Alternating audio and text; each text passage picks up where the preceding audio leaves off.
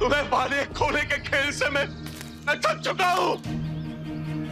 जब मैंने तुम्हें पहली बार खोया तो मैंने मान लिया था कि हमारे प्रेम की यात्रा यही समाप्त हो चुकी है, पर तुम थी वो जिसने मुझे ढूंढने की यात्रा को पुनः आरंभ किया। अपने परिवार को, अपनी पहचान को, अपने सर्वस्व को त्याग दिया तुमने। उस समय कुछ था जो मुझे रोक रहा था तुम्हारे समक्ष आने, तो मुझे प्रतिपल यही याद करा रहा था कि एक समय आएगा जब मैं तुम्हें पीड़ा दूंगा, जब मैं तुम्हें दुख दूंगा।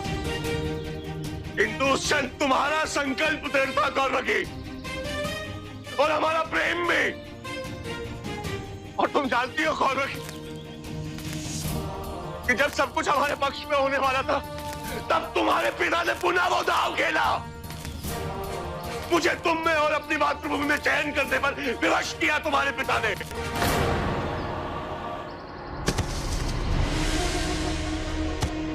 और जानती हो मेरा हृदय खंड खंड कब हुआ, जब तुमने उस दिन चाहते समय एक बार भी पलट कर नहीं देखा।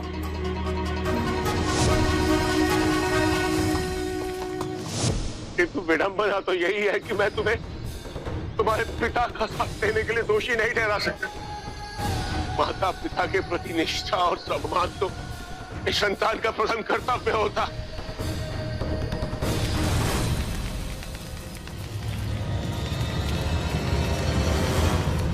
बाग होने के बाद तुम्हारा अशोक बहुत अकेला पड़ चुका है।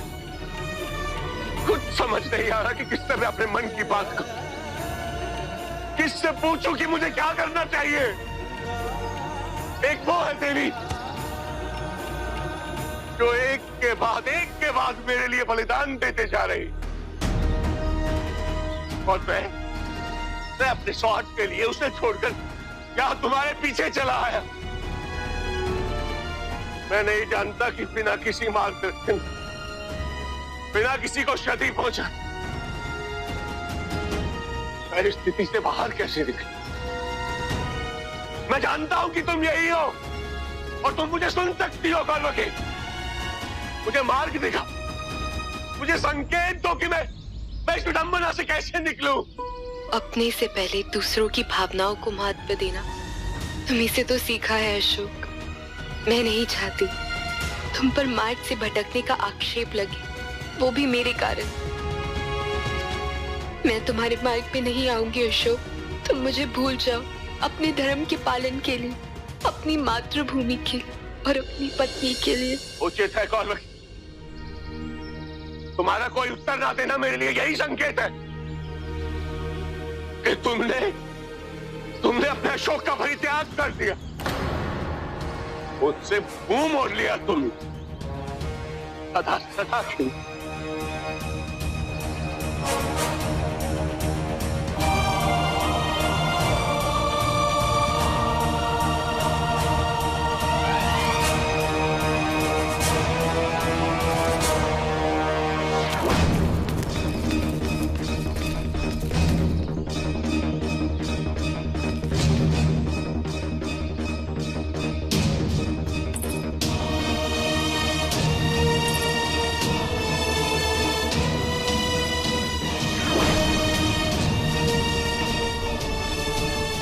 मैंने बहुत प्रयास किया कि तुम्हारे पीछे ना आऊं, किंतु अपने आप को रोक नहीं पाई।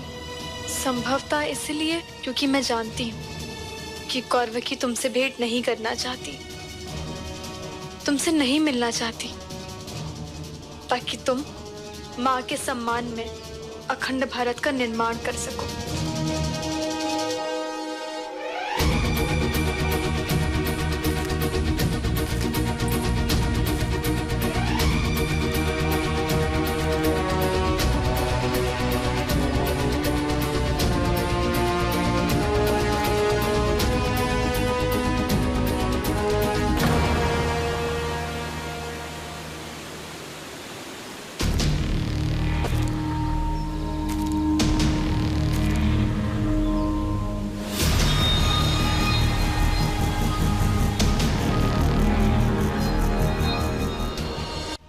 रहना संभव नहीं है अशोक। और तुम्हारे बिना रहना असंभव है मेरे लिए। इस समय एकमात्र मृत्यु ही विकल्प है मेरे सामने, जिससे तुमसे पुनः मिलने की ना कोई आशा और ना ही कोई संभावना। मैं नहीं चाहती तुम अपना बहुमूल्य जीवन मुझसे मिलने की आशा में व्यर्थ करो।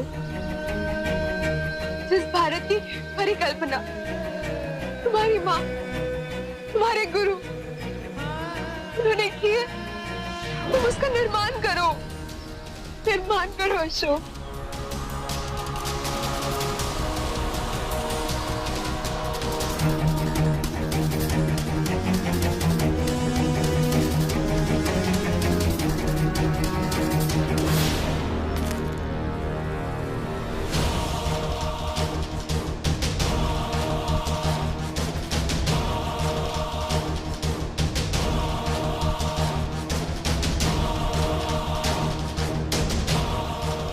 मैं उस तक नहीं पहुंच पाया देवी, किंतु मेरी प्रार्थना तो उस तक अवश्य पहुंच सकती है। मैं आज केवल यही चाहता हूं कि उसे शक्ति मिले।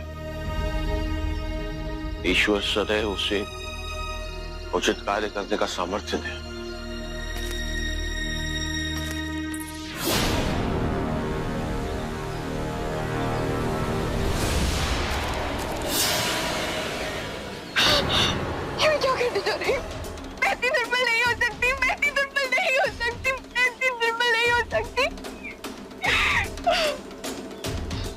बचपन से ही सीखा चाहे कैसी भी परिस्थिति हो, कभी हार नहीं माननी चाहिए गौरवती, कभी हार नहीं माननी चाहिए।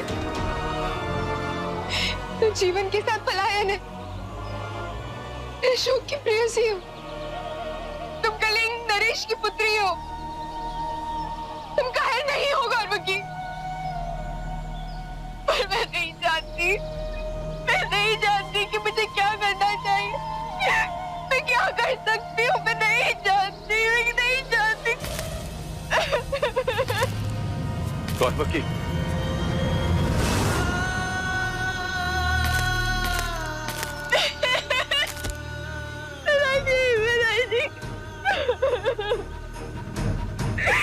मुझे कुछ समझ नहीं आ रहा मैं क्या कर रही हूँ।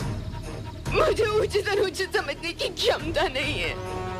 मैं क्या कर रही हूँ, क्यों कर रही हूँ, मेरा करने का भी सामर्थ्य नहीं है मेरे अंदर पिताजी। अपने जीवन के इस दौर पे खड़ी हूँ जहाँ पे मेरे पास किसी चीज पे नियंत्रण नहीं है, स्वयं पे भी नियंत्रण नहीं है पिताजी। मैं अपने प्राण देने वाली थी, तो मैं जानती मुझे ऐसा नहीं करना। पिताजी मैं जीऊं तो क्यों जीऊं?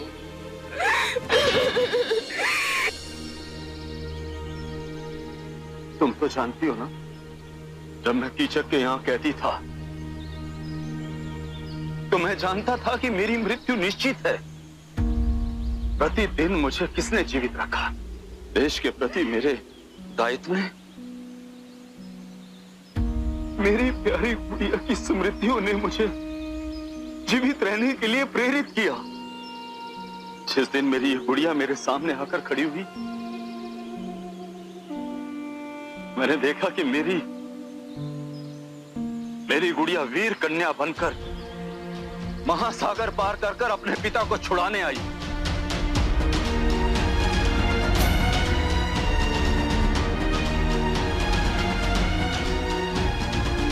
उसी दिन मैं आश्वस्त हो गया।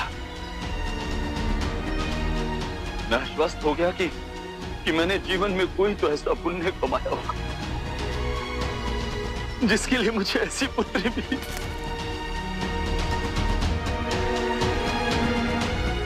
मुझे आज भी वो अन्नप्राशन का दिन याद है, जब मैंने तुम्हें पहली बार इन हाथों से तुम्हें अन्न खिलाया था। हर पिता की अपने संतान से अपेक्षा होती है।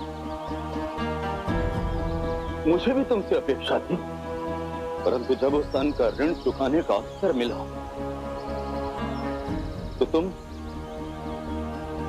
तो तुम उस दासी पुत्र अशोक के प्रेम में पड़ गई। मैंने तुम्हें बहुत समझाया, पर उस समय तो अपने पिता को ही भूल गई। स्वार्थी हो गई थी तुम। मैं पिता और राजा के अंत द्वंद से लड़ता रहा, कई बार लड़ाई लड़ी।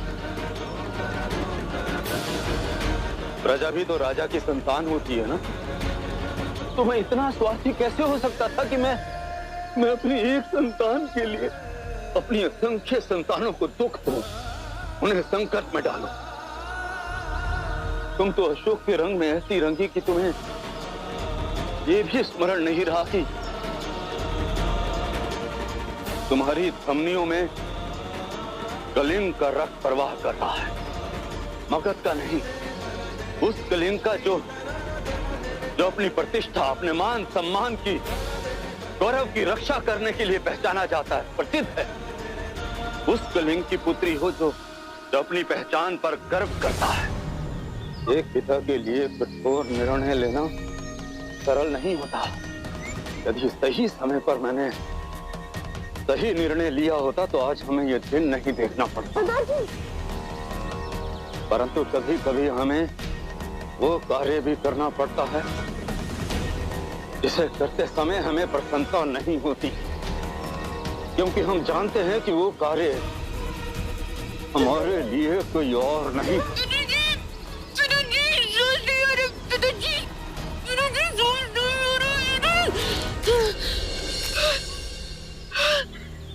मेरी पुत्री, तुमने जो आरंभ किया था उसे समाप्त तो मुझे ही करना होगा ना पुत्री, क्योंकि मेरी इच्छा है कि इस क्षण के बाद जो भी हो केवल तुम्हारे साथ अच्छा ही हो। क्योंकि जिस स्थान पर तुम आकर खड़ी हो वो ना तो हमारे लिए अच्छा है, ना हमारे कलिंग के लिए, और ना तुम्हारे लिए। इसलिए मेरा मान सम्मान और तुम दोनों एक साथ नहीं रह सकते। मेरे मान सम्मान के लिए तुम्हें जाना होगा।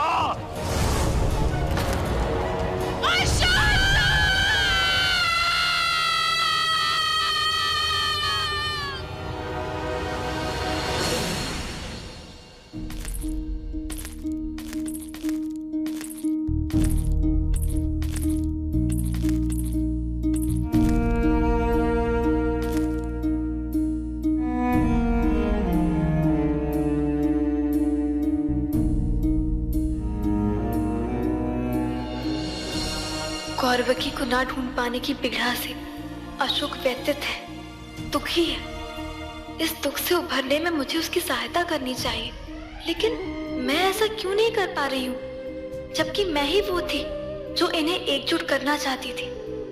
एक ही रात्रि के सामीप्य से मेरी सोच बदल गई। क्यों अशोक को दिए हुए मेरे वचन अचानक खोखले सिद्ध होने लगे हैं?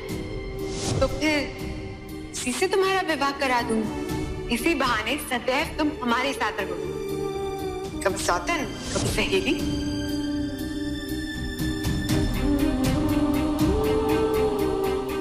मेरा स्वार्थ मुझे दुर्बल कर रहा है और उन्हें उनकी सबसे बड़ी शक्ति से दूर करके क्या मैं उचित कर रही हूँ?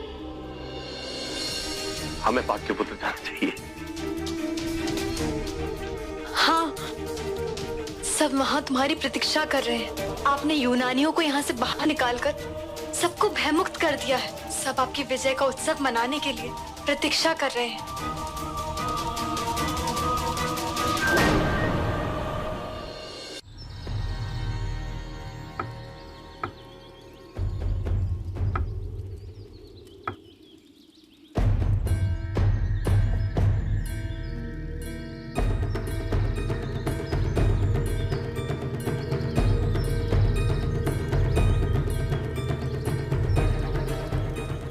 राजकुमार अशोक के आदेशानुसार राजकुमार श्यामा की अस्थियां पूरे राजकीय सम्मान के साथ विसर्जित की जाए।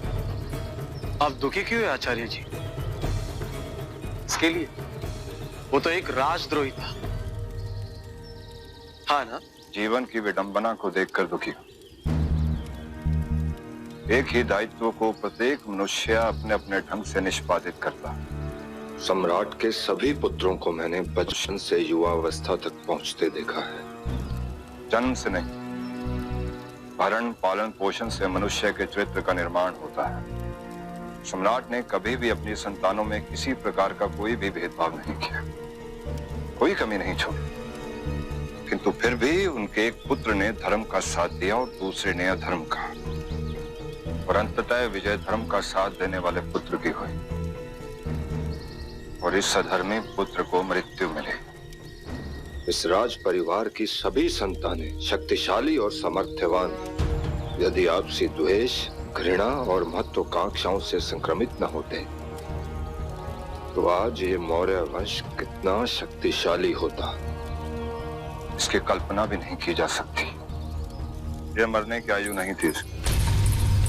कौन जाने एक दिन इसी को मगध का सम्राट बनाया जाए। किंतु जो मार्ग इसने चुना उसके लिए इसका यही अंत निश्चित था। नहीं,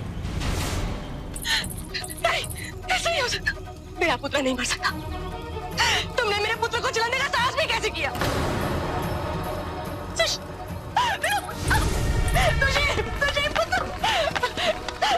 ये क्या कर रही हैं? छोड़ दो मुझे, मुझे मेरे पुत्र को बचाना। वो नहीं मर सकता, छोड़ो मुझे। ये सुशीम नहीं, श्यामक है।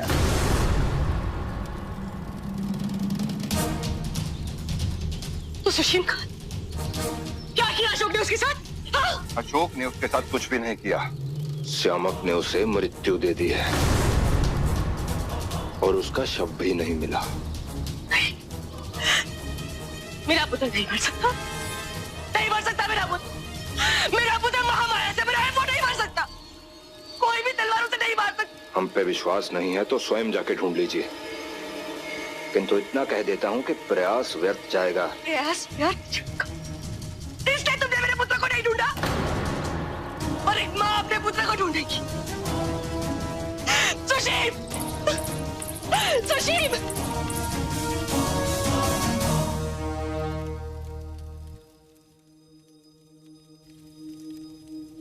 हे माँ, हे ईश्वर, मुझे मार्ग दिखाइए।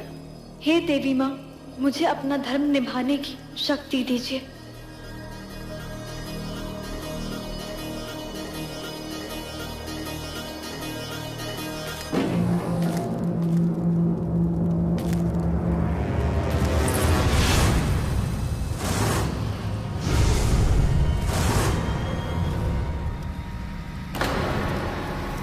अब क्या चाहिए आपको मुझसे? तुम मुझे दे भी क्या सकते हो अशोक? तुमने तो मेरी इकलौती संतान, मेरी पुत्री कौरवकी को भी हमेशा हमेशा के लिए मुझसे छीन लिया।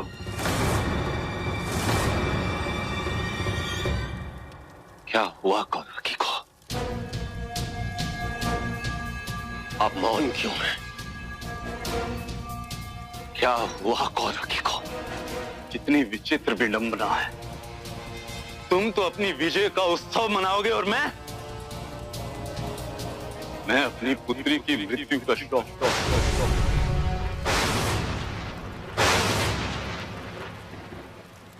और उसकी मृत्यु का कारण हो तुम, जो इस समय मेरे सामने खड़ा हो। कौरवकी की मृत्यु? ये नहीं हो सकता। ऐसा ही हुआ है। कौरवकी ने जल प्रपात में कूदकर अपने प्राण दे दिया, आत्मदाह कर लिया उसने।